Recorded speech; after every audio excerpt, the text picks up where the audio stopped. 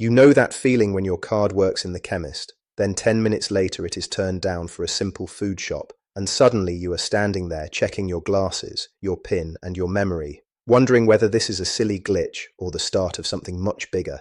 If you value these quiet little chats before trouble lands on the doorstep, do subscribe and stay close to the channel, because a calm warning at the right moment can save a lot of upset later. Now, the truth is, banks do not usually freeze an account because someone is a pensioner. They freeze it because certainty has gone missing.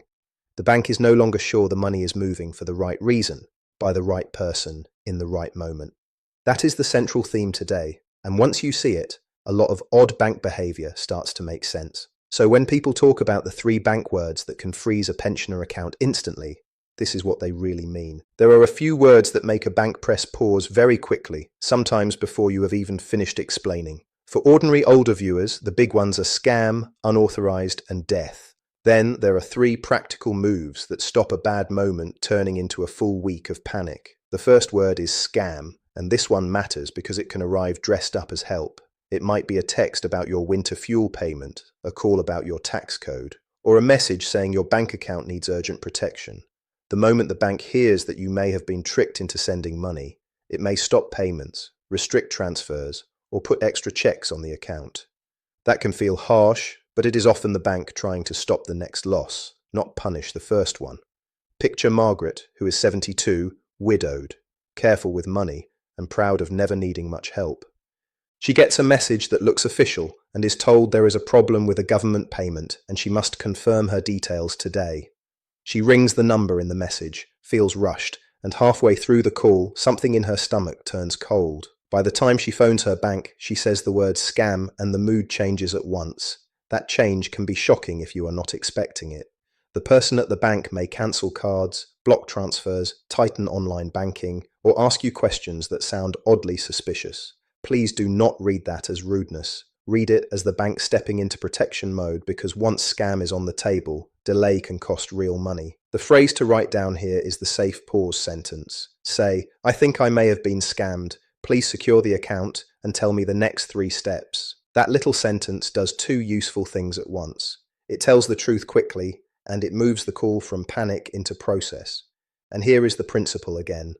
When certainty disappears, the bank presses pause. If this sort of plain speaking helps you feel steadier around your money, you are very welcome to subscribe and keep a chair at the table here. The second word is unauthorized, and this one catches people out because sometimes they use it too quickly. You look at your statement, see a strange shop name or a payment reference you do not recognize, and your heart starts racing. You may tell the bank, "That was not me," before you have had time to think. Once you say a payment was unauthorized, the bank may freeze cards, block digital access, and open a fraud process. Now, if the payment truly was not yours, you must report it straight away. Do not hide it, and do not feel embarrassed. But if you are only unsure because the name on the statement looks unfamiliar, slow down for one moment first. A lot of ordinary payments show up under names that look nothing like the shop, charity, or company you remember. Maybe your broadband appears under a parent company you have never heard of. Maybe your local cafe uses a payment processor with a strange trading name. Maybe a family member used your card with permission and forgot to mention it. That is why the relief phrase here is not a denial. It is a bridge sentence that buys clarity before the full fraud machinery starts moving. Write this one down as well. I do not recognize this payment reference. Please help me identify it before we mark it as fraud. That keeps the door open for a karma check. If the bank can match it to a genuine payment, you avoid an unnecessary freeze, and if it is fraud, you can move straight into the proper next steps. This matters even more when older people share bits of family life that banks cannot see. A son buys shopping on mum's card with permission, a granddaughter orders medicine online, a neighbor picks up a gas top-up in a hurry. To the bank, all it can see is movement, not the good intentions behind it. So the second lesson is simple. Do not guess with the word unauthorized, but do not delay if you know the payment is wrong. If you like having money talk translated into real life like this, subscribe whenever it feels right, and I will keep these conversations steady and useful.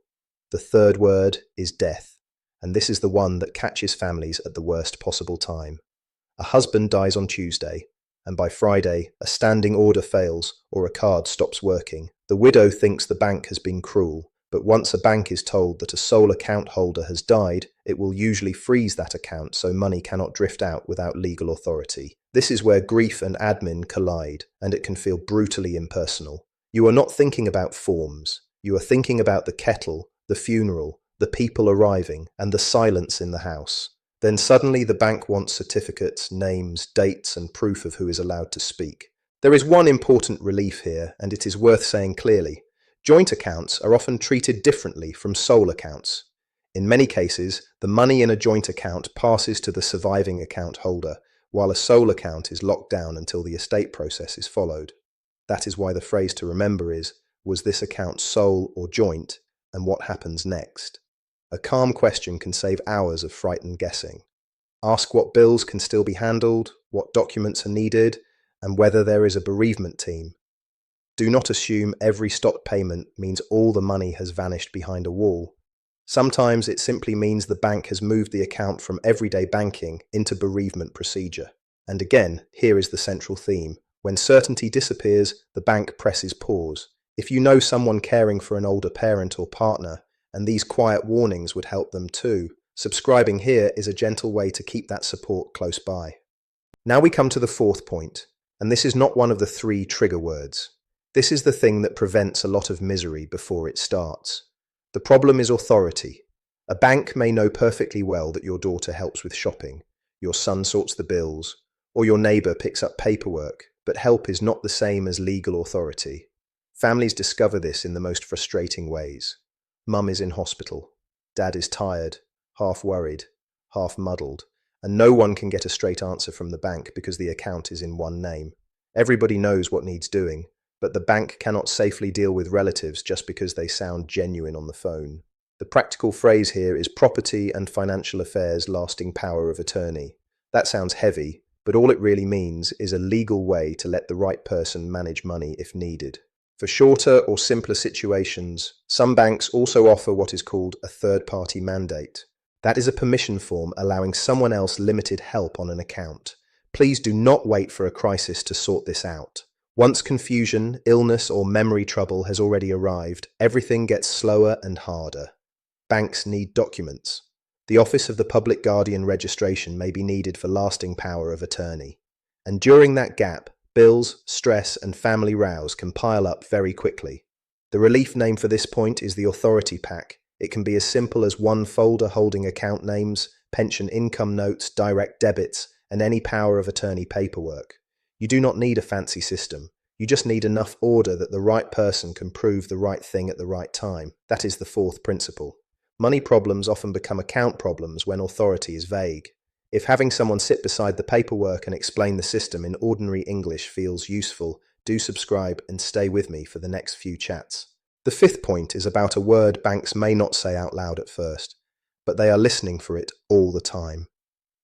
That word is pressure. An older customer says they must send a large transfer today. They sound frightened, confused, or coached.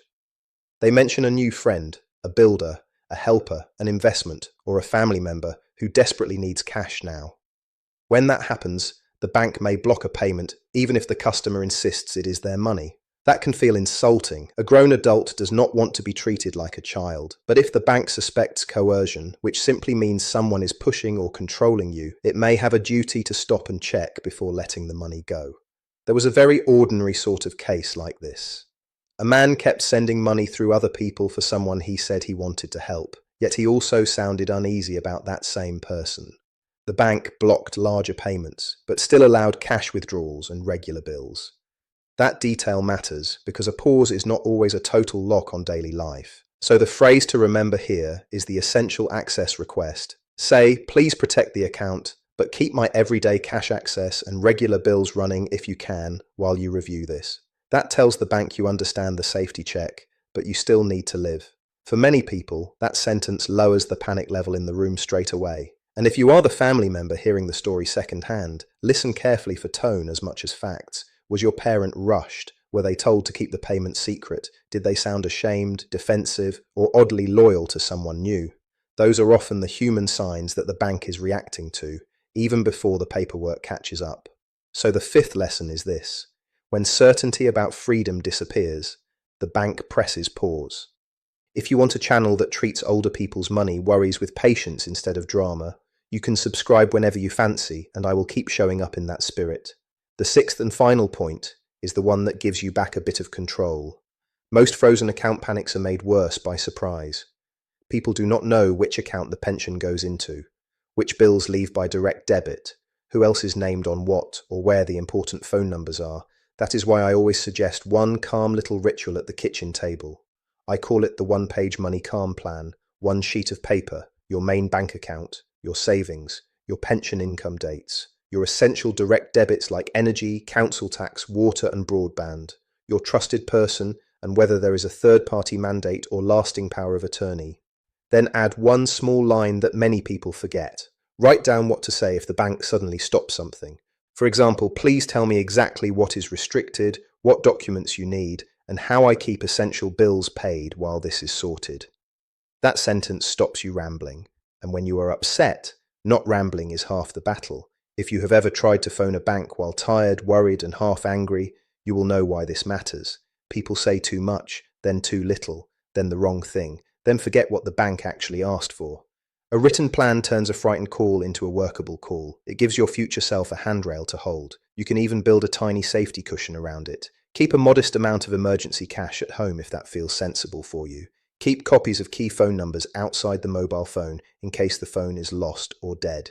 Tell one trusted person where the folder lives. Not everybody needs that whole system, but most older households benefit from some version of it. That brings us back to the heart of the matter. The three words are powerful because they remove certainty fast. Scam makes the bank doubt the safety of the payment. Unauthorized makes the bank doubt whether you approved it. Death makes the bank doubt who now has the right to act. And once you understand that, the bank starts to feel less mysterious. It is not random, it is not always fair in its timing, and it can certainly be clumsy in its manner. But underneath it, the system is usually asking the same question again and again. Can we be sure this money is being handled safely and lawfully? That is why the best protection is not cleverness. It is clarity, clear records, clear authority, clear wording, clearer pauses before sending money to anyone who has arrived in a hurry, especially if they sound official, charming, or dramatic. If this video has brought one person to mind, perhaps an older brother, a widowed neighbor, a parent, or a friend who is managing alone now, do send it to them. Not as a warning shot, just as a quiet kindness.